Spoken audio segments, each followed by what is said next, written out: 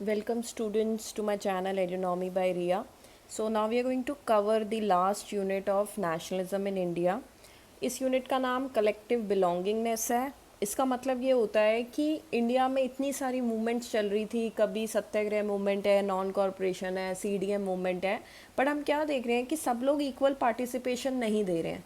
तो Indian leaders ने सोचा कि किसी तरीके से हमको सबके अंदर ये फीलिंग डालनी पड़ेगी that we all are united and we are Indians. तो इसके लिए जो भी उन्होंने स्टेप्स करे हैं वो इस लास्ट यूनिट के अंदर कवर्ड है। ये यूनिट कई बार 5 मार्क्स का क्वेश्चन भी दे देता है, 3 मार्क्स का क्वेश्चन भी दे देता है और एमसीक्यूज भी दे देता है।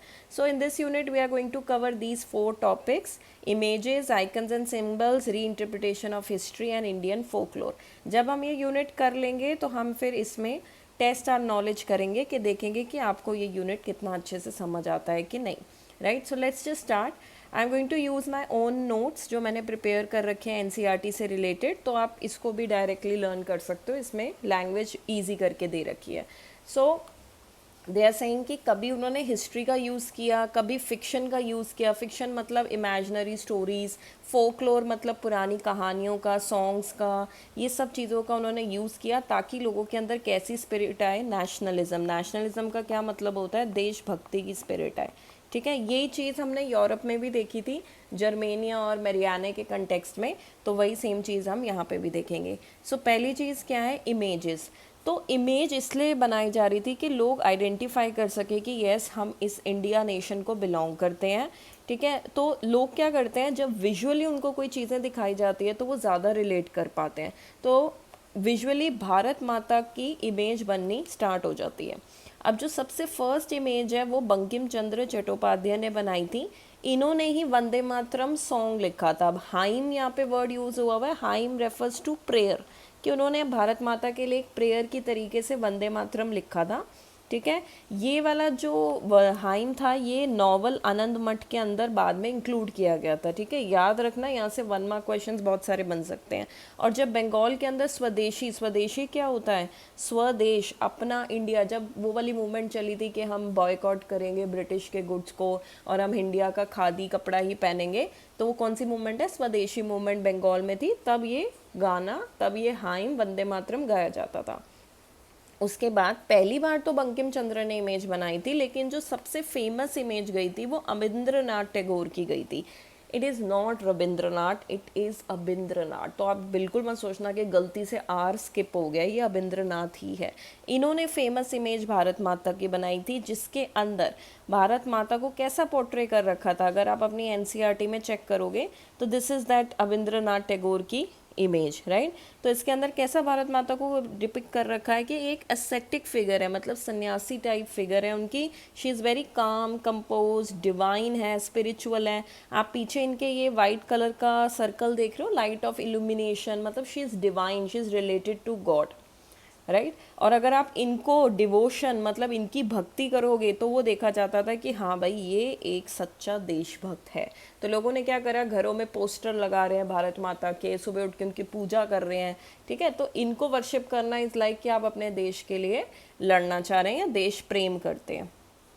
Next, Indian folklore. फोकलोर का क्या मतलब होता है? कहानियाँ। ठीक है, ओल्ड स्टोरीज, फोक सॉन्ग्स होते हैं, फोक ट्रेडिशंस होते हैं, तो old stories.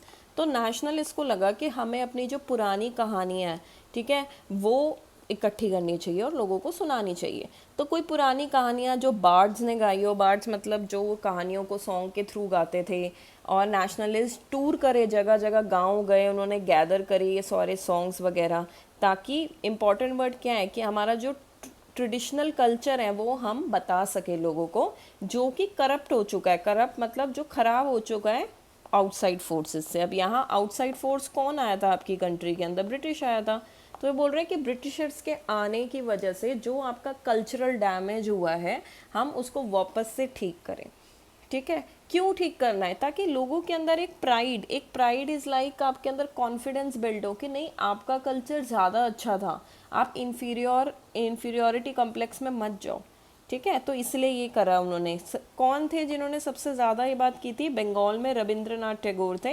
He himself collected ballads, nursery rhymes. Right, ये तो बंगाल में थे। मद्रास में नतेशा शास्त्री हैं।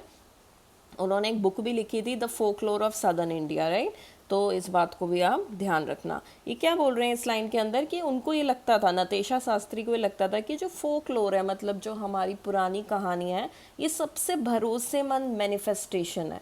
ठीक है, मैनिफेस्टेशन इज़ लाइक कुछ इमेजिन करना, कि मतलब आप ये पढ़ के सच में जान सकते हो कि लोगों के दिमाग में रियलिटी में क्या थॉट्स चल रहे हैं और हमारे इंडिया की क्या कैरेक्टरिस्टिक्स है, मतलब क्या इंडिया की पहचान है, क्या इंडिया का कल्चर है। तो आप इन कहानियों से जान सकते हो। Third, icons and symbols, very important. Very important क्यों? क्योंकि इसके अंदर दो टाइप के फ्लैग्स की बात करेंगे। एक फ्लैग होगा जो महात्मा गांधी ने बनाया था, जिसको हम फेमसली स्वराज फ्लैग कहेंगे, ठीक है। और दूसरा, इससे पहले वही जब बंगाल में स्वदेशी मूवमेंट चल रही थी, तो तब भी एक फ्लैग डिज़ाइन हुआ था। तो सबसे पहले एट अ टाइम बंगाल वाला फ्लैग देखते हैं। कहते ट्राई कलर का फ्लैग था, रेड ग्रीन येलो उस टाइम पे उसके कलर्स थे। आज आप देखोगे तो सैफरन वाइट ग्रीन होता है इंडिया का फ्लैग में, बट उस टाइम पे क्या था, रेड ग्रीन और येलो था। तो मैं मान सकती हूँ कि 3 लेयर्स थी, रेड ग्रीन और येलो, प्लस उसके अंदर 8 लोटस थी, लोटस बने हुए थे। 8 क्यों? क्योंकि ब्रिटिशर्स ने हमें 8 प्रोविंसेस में डिवाइड किया हुआ था, जैसे Madras province, Bombay province, central province, ऐसे करके बांटा हुआ था। और साथ में क्रीसेंट मून है, क्रीसेंट मून मतलब अर्ध चांद, ठीक है।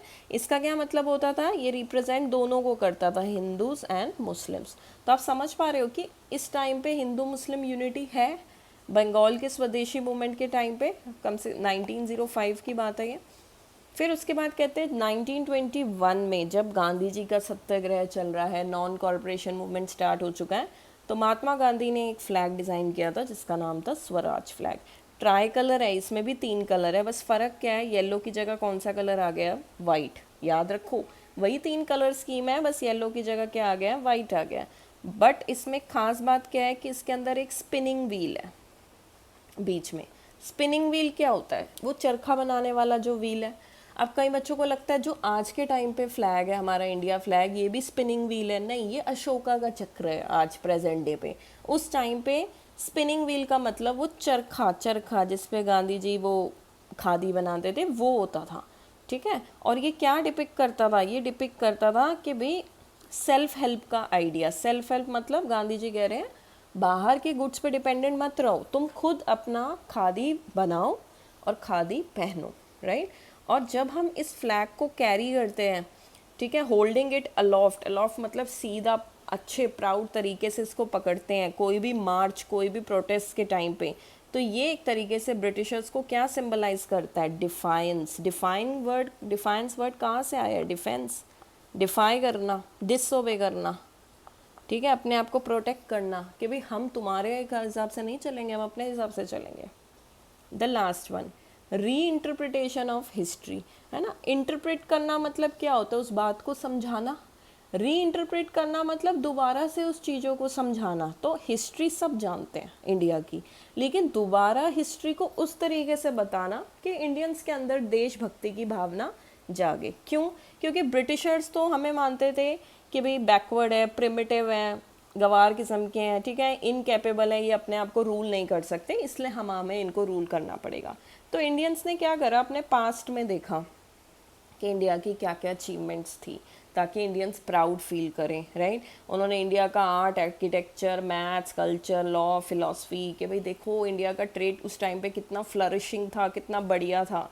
सो दैट इंडियंस को वो अर्ज का मतलब क्या होता है, एक तरीके से रिक्वेस्ट करना, एक तरीके से इंकरेज करना, कि इंडियंस को इंकरेज करते थे कि भाई be proud of your selves, आप इन्फीरियर मत फील करो, इंडिया की बहुत अचीवमेंट्स हैं। ये ब्रिटिशर्स का माइंडसेट है कि हम प्रिमिटिव है, हम बैकवर्ड है, बट असल में ऐसा कुछ नहीं था, ठीक है। अब इस पे क्वेश्चंस कैसे आएंगे, यूनिट तो डन हो गया, एक बार थोड़ा एनसीईआरटी भी देख लो अपनी कि उससे रिलेटेड क्या क्या टॉपिक्स हैं। बेटा पहले तो एनसीईआरटी के अंदर ये वाली जो इमेज है, कई बार ये भी पेपर में आ रखी होती है, क्या कह रहे हैं कि ये बाल गंगाधर तिलक है, ये सब पहचान लेंगे, लेकिन ये जो आसपास तुम सिंबल्स देख रहे हो, ये सारे जो सिंबल्स हैं, ये किस चीज़ के सिंबल्स हैं, ये सिंबल्स ऑफ यूनिटी है, याद रखना। चर्च है, टेम्पल है, मस्जिद है, सब कुछ, कि भाई सब धर्म एक साथ है, ठीक है। भारत माता की फ़ोटो मैं ऑलरेडी दिखा चुकी हूँ। जवाहरलाल नेहरू जी का ये एक पॉपुलर प्रिंट है, राइट, ठीक है। ये भी एक भारत माता की इमेज है, इसके अंदर एलिफेंट है और साथ में कौन है, लायन है। क्या डिपिक्ट करते हैं ये, पावर एंड अथॉरिटी, के भी इंडियंस अपने डिसीजन खुद ले सकते हैं, उनको किसी की ज़रूरत नहीं है। तो ये थोड़ा इमेजेस रिलेटेड था जो पेपर में आ सकता है। अब देखते हैं क्या इंपॉर्टेंस है क्वेश्चंस की यहाँ पे। या तो कभी कभार क्वेश्चन 5 मार्क का ही आ जाता है कि भाई एक्सप्लेन करो क्या क्या वेज थे, क्या क्या मेथड्स थे जिससे एक कलेक्टिव बिलोंगिंगनेस क्रिएट होता है। तो ऐसे क्वेश्चन में आप क्या करोगे, ऐसे क्वेश्चन में आपको चारों तरीके बताने हैं, बट ऑब्वियसली इतनी डिटेल नहीं देनी है, सबके बारे में आप 2 to 3 पॉइंट्स 2 to 3 पॉइंट्स बता सकते हो, ठीक है। और 1 पॉइंट भी चल जाएगा, वो कुछ मैटर नहीं करता। कई बार आपको 3 मार्क्स का क्वेश्चन आएगा, अब 3 मार्क्स के क्वेश्चन में सारे बताने को नहीं आएंगे, कोई एक आ जाएगा कि आइकन्स एंड सिंबल्स बताओ क्या क्या यूज़ हो रहे थे उस टाइम पे, ठीक है। तो आइकन्स एंड सिंबल्स में आप वो दोनों फ्लैग्स बताओगे कि भी स्वदेशी टाइप मूवमेंट के टाइम फ्लैग क्या था, महात्मा गांधी का फ्लैग क्या था, तो वो 3 मार्क्स का सेपरेट क्वेश्चन आएगा। तो इस केस में आपको 3 से 4 पॉइंट्स होने ज़रूरी है, राइट। तो कोई भी आ सकता है, आप ये नहीं कह सकते कि मैं एनी 3 लर्न कर लेता हूँ इसमें से, एनी 2 कर लेता हूँ, वो नहीं चलेगी स्कीम, आपको सब कुछ इसमें आना चाहिए, राइट। अब चलो MCQ प्रैक्टिस करते हैं। सबसे पहला देखो, आप वीडियो को पॉज कर लो, ट्राई करो, ट्राई करने के बाद फिर आप वीडियो ऑन करना, फिर देखना आंसर क्या है। तो बंकिम चंद्र चट्टोपाध्याय ने वंदे मातरम लिखा था और इसी को लेटर एक नॉवल में इंक्लूड कर लिया था और ये बंगाल के स्वदेशी मूवमेंट में गाया जाता था, ठीक बात है। रीज़न, रविंद्रनाथ टैगोर ने फेमस इमेज, देखो मैंने तब बोला था ना, it's not Rabindra, it's Abanindranath Tagore था, तो ये गलत हो गया। तो आंसर क्या है, assertion is true, reason is false. Then this, ये तो अभी इस चीज़ से रिलेटेड नहीं है। Next, who among the following wrote Vande Mataram, Vande Mataram अभी तो आपने किया, बंकिम चंद्र चट्टोपाध्याय, इजी क्वेश्चन है। ये थोड़ा सा बड़ा क्वेश्चन है। Who design Swaraj flag, Mahatma Gandhi. क्या फीचर्स थे बेटा, तीनों कलर्स बताओ, रेड ग्रीन वाइट थे, बीच में स्पिनिंग व्हील था, ठीक है। How was it used as symbol of defiance, याद करो कि भाई carrying it, holding it aloft during marches was a symbol of defiance, है ना। और ये Gandhian idea of self help depict करता है, तो ये भी है, इसका आंसर हो गए 3 पॉइंट। लास्ट देखो वो इमेज आ गई, बाल गंगाधर तिलक के आसपास सराउंडेड बाय कौन से सिंबल्स हैं, तो ऑप्शंस दिया हुआ है। जनरली बच्चे क्या सोचते हैं कि यूनिटी का चैप्टर था, ठीक है, मतलब यूनिटी होता नेशनलिज्म का चैप्टर था, तो वो नेशनलिज्म कर देते हैं, जबकि सही आंसर क्या है, सिंबल्स ऑफ यूनिटी, के भाई चाहे चर्च हो क्रिश्चियंस का, चाहे मस्जिद हो मुस्लिम्स के, या फिर हिंदूज़ का टेम्पल हो, तो सब आपस में कनेक्टेड है, चाहे गुरुद्वारा हो सिख्स का, तो all are united in the freedom struggle against Britishers, right. So that's all, I hope आपको ये समझ आ गया होगा टॉपिक। कोई डाउट है तो you can write in comment section, okay. So thank you for watching and please like share and subscribe the channel, thank you.